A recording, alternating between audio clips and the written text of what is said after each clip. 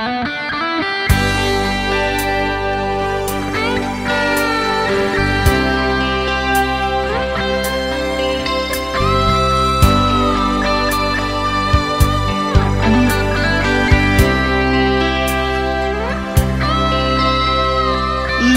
na le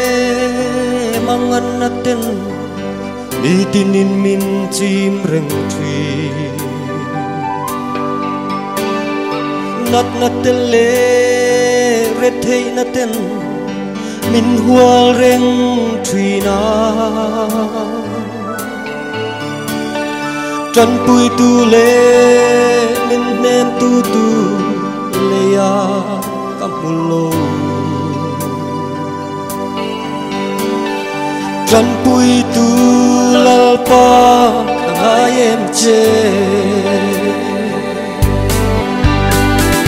hai em chê lalpa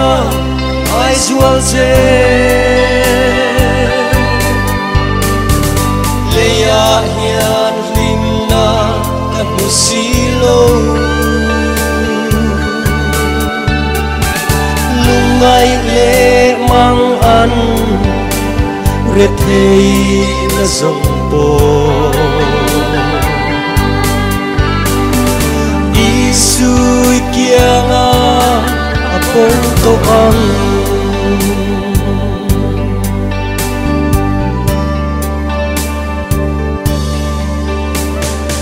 leya hian zong rethei te ta lim ni yom silo milian tele ni rau pui ten leilim na paran tlana ma se leya hian rim tu te rethei ma ila iswa ne na chuan kan lim to ang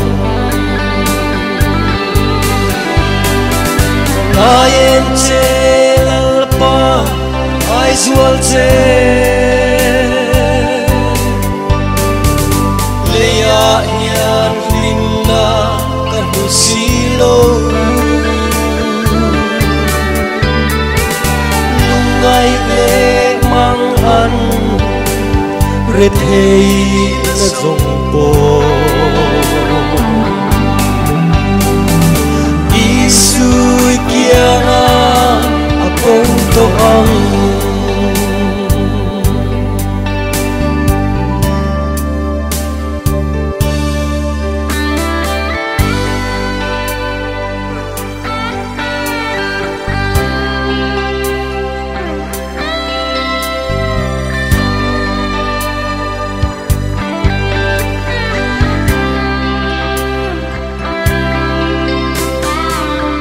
lisu local hun kan ngak lel eme riang vai fa ten kan ngak renge iram bua sai chu iram meng moi kan chen chua hele kan ngai lo Satuaning liming kan leng to ang ngayen che lalpa ai zual che leya hian lim na kan musilo lungai le mang an rethei na zong po isui kianga apong to ang lungai le mang an rethei na zong po isui kianga